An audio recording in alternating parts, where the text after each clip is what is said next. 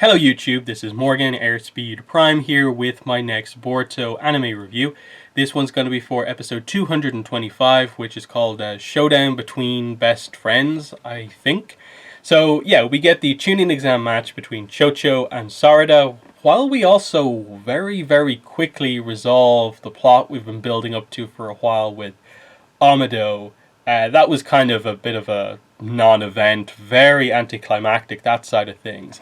The fight, on the other hand, was actually pretty good. They gave it really good animation, nice, fluid.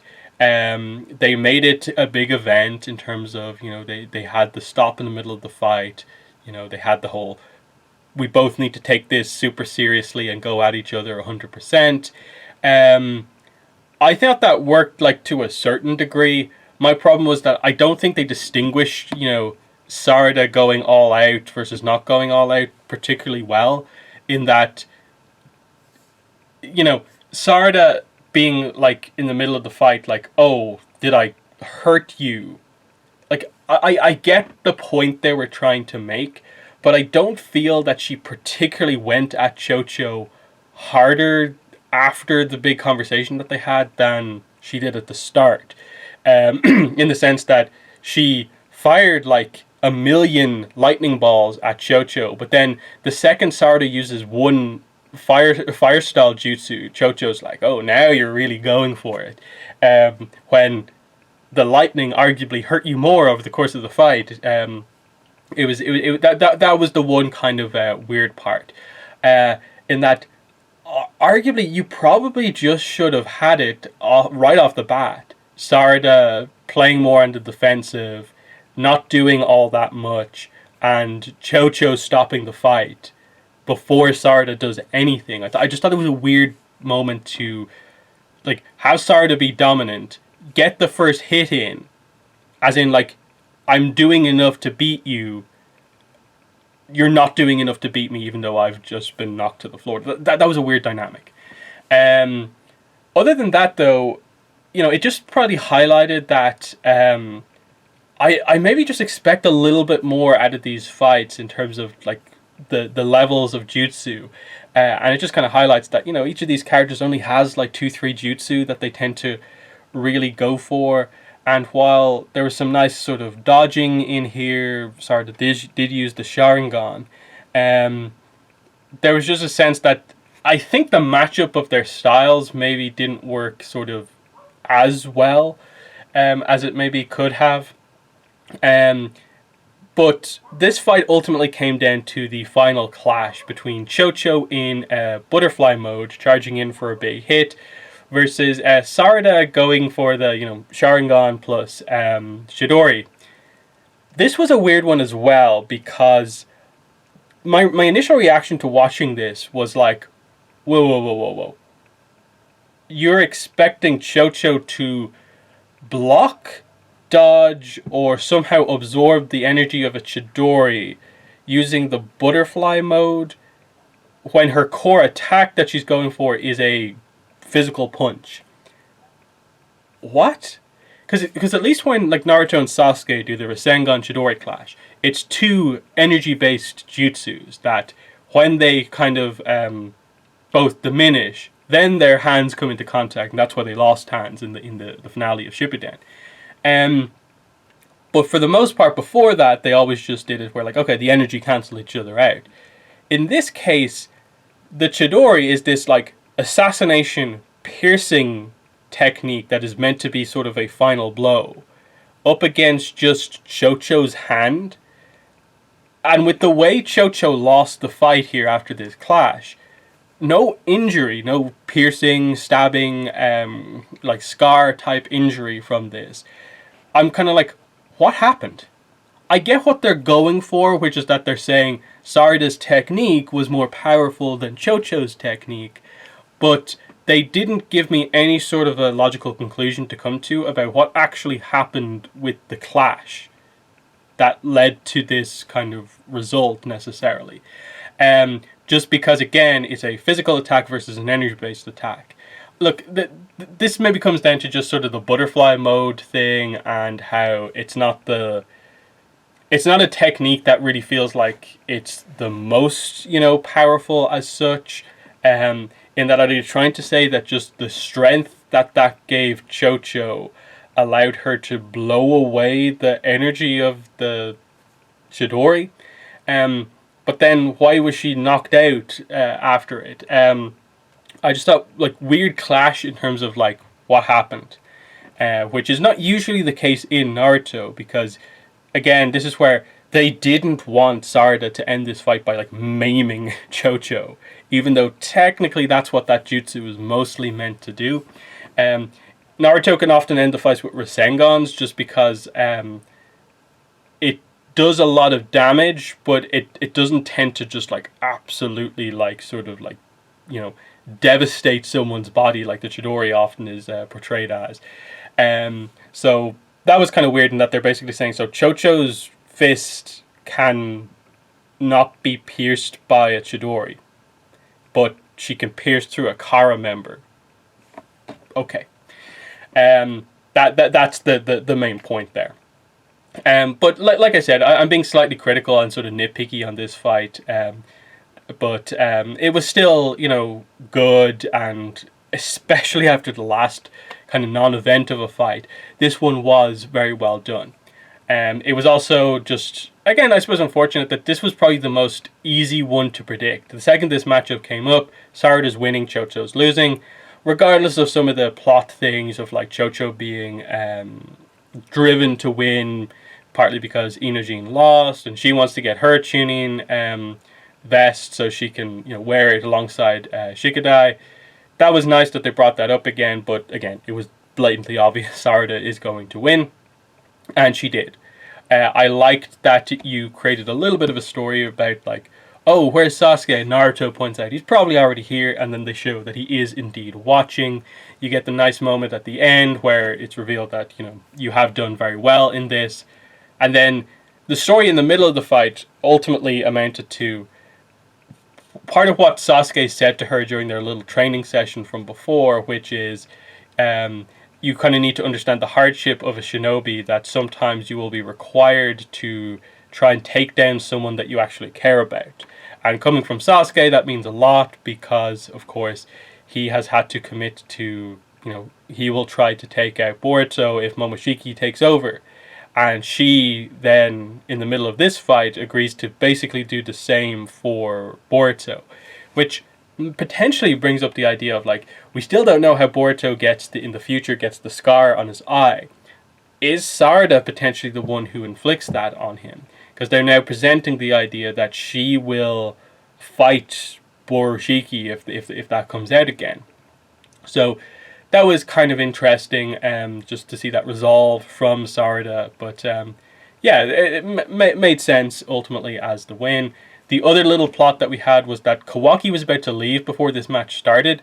Shinki actually goes out to talk to him and is like, you need to watch this match. They have a little bit of a sparring match. Shinki easily sort of overwhelms Kawaki and is like, you need to watch this match.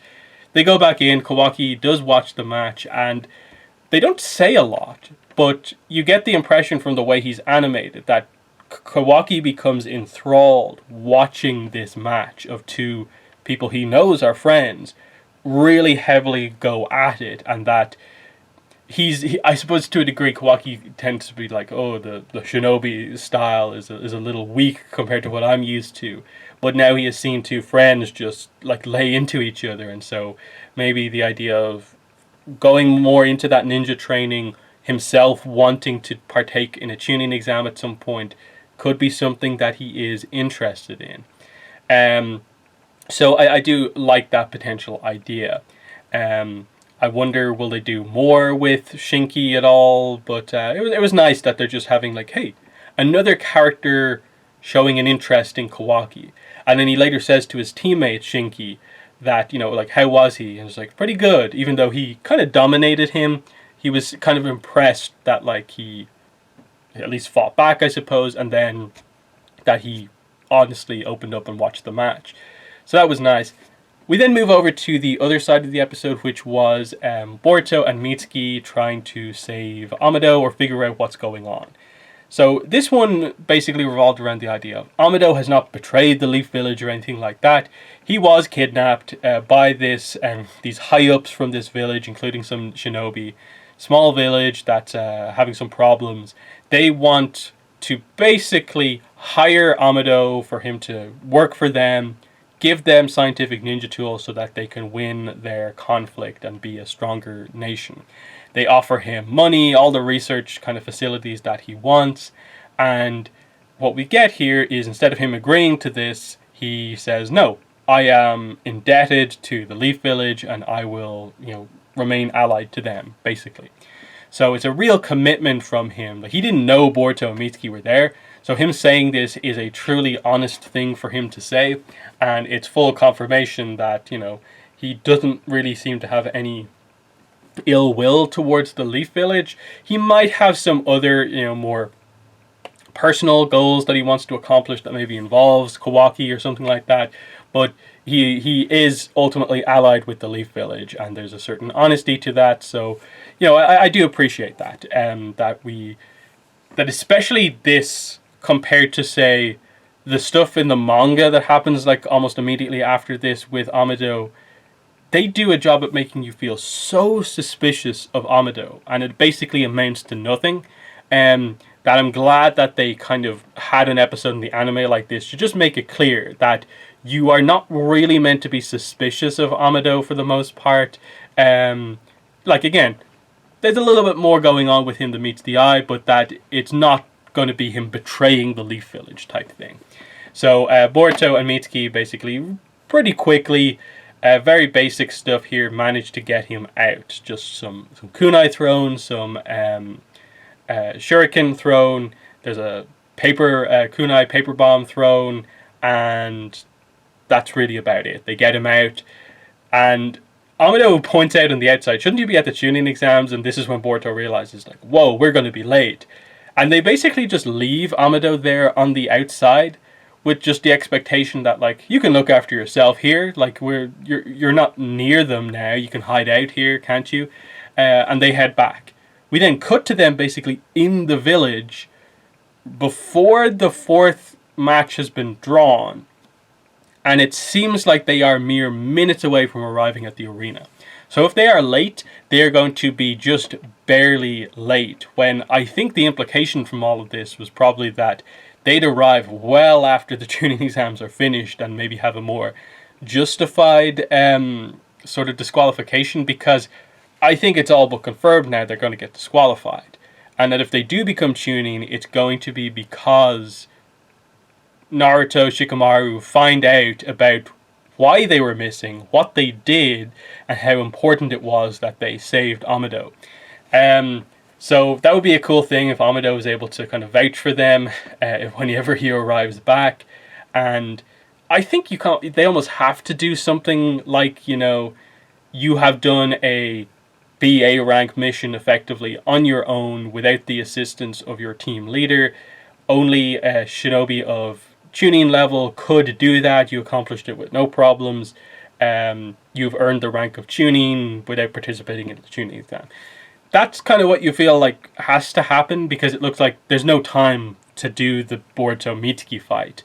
That's not going to happen. So they theoretically both should have earned it here anyway. But it also, I think the writers feel like it doesn't matter, because one member of Team 7 has the tuning rank. It doesn't matter if any of the others do have it. Even though it's Boruto, the main character. They've made a case of both pointing out that he's surprisingly, developing some of Naruto's traits, but is also fundamentally different in his development than Naruto. Why does he need to have the same, progression as a ninja as Naruto, where he misses all of the main promotions that other people around him are getting? I don't think they need to do that with Boruto. And that's why I really do hope they just commit to all members of Team 7 are tuning, because there's no real reason other than they want a tuning on every team, which seems to be the way you can figure out the results of this, in that Denki, I think, is going to win his fight, because it doesn't make any sense why the Wasabi, Namaida, and Tsubaki team would have 2 Chunin on their team, 0 on another, and then only 1 on Team 7. I don't think they'd ever do that, if that's in fact the way that they're going to go about it. But yeah, they actually cliffhang on the idea of Denki doesn't know who he's going to be fighting. So even though it's really obvious who he is going to fight, I liked just the prospect of like Denki's there at the end, kind of realizing that his opponents are going to be like 3 of the most powerful competitors left. Like Denki versus Boruto, we know how that's going. Denki versus Mitsuki, we know how that's going. And then Tsubaki, they have gotten across that, like, how on earth does Denki go up against her crazy, like, sword kind of energy attacks and stuff like that. We know they've set up before he's going to be able to use some pretty cool scientific ninja tools. We see them in the preview. But I just like that idea of, like, Denki being like, oh no, I've missed anyone that, like, you would usually associate as being on his level, and he's left with some of the higher people. It's just kind of a fun little thing. But yeah, Tsubaki Denki is what we are getting. They have a few dynamics going on here. One is that they've, I suppose in a way, hyped up Denki and Tsubaki a little bit over the course of the exam. A lot of the examiners have been impressed with Denki in terms of, maybe not in terms of his physical skill, but he tries. But every other thing about Denki represents what you want out of a Chunin, which the main difference between Genin and Chunin is someone is basically a Genin who is powerful to a certain degree and then represents a lot of the leadership qualities you would want out of a shinobi. And he has all that going for him. The story with Tsubaki is obviously that she has been requested to go back to the Land of Iron to potentially assume a leadership position. I believe that was what they said. And now they are presenting the idea of like, oh, if she leaves, that team now is going to be taken apart again. And is she being like overly confident in the sense of like what she said from before is just like, oh, it's going to be so cool. I'll easily attain the rank of Chunin and then head back to the Land of Iron sort of victorious. And is she being like overly confident? Is she not taking the opinions of her teammates, the feelings of her teammates into account, that she's just leaving them here? And the preview got across that before her match she seems to overhear Wasabi and Namaida talking about something. I'm guessing it's how will they go as a team now that Wasabi's been promoted, but they'll only have 2 team members. So she'll probably have to think about that going into the fight. And then I think a lot will depend about when she's drawn against Denki. Do they present her as being like overly confident, or does she treat it with respect? I get the impression they'll maybe lean in the direction of she feels that this is maybe an easy match. Even when he comes out wearing the ninja tools stuff, she'll still be like, no, this is not going to be a match. But yeah, I think Denki has to win. And it's going to be a cool thing when it happens. And I think what they'll do is that Tsubaki's loss here will make her reconsider her plan and realize that she has a lot of work to do before she can go back, you know, quote unquote, like with honor to the Land of Iron. So she'll stick around here. And I think that makes sense. Other than that, yeah, the rest of this arc I think really just comes down to doing the disqualification of Boruto and Mitsuki, and whatever way they do or do not do them, getting a rank or not getting a rank, and make it feel like okay and not just like it's some screwy finish, some weird way to not give them the rank that they probably should have. Because again, I don't really see any reason why Team 7 shouldn't all be Chunin. It's blatantly the best team. I think that team would benefit the most from having all Chunins, just because the main plot barely involves any of the other teams. This team does get focus more than the others, and it will be nice to see that happen. I really hope they do something, or the explanation is at least good. If this is literally just, you're late, you're disqualified, you are not a Chunin now, we don't care that you did this other thing, that's it. I'm going to be very, very frustrated. So, yeah, overall, pretty good episode. Few little nitpicks, I think, with some of the the way they did things in the Chocho fight in terms of just like the general story. I thought they could have like reordered it slightly, and then the finishing blow I thought was kind of like, wait, what happened? What are we meant to interpret from the clash of these two abilities, and how Sarada eventually won? But you know, there's some nice things coming out of it. It's been, I think, a pretty solid arc, and the fight next time out I think is actually going to be quite good. So in the comments, let me know what your thoughts were on this episode. But that has been the video. Thanks for watching, and bye.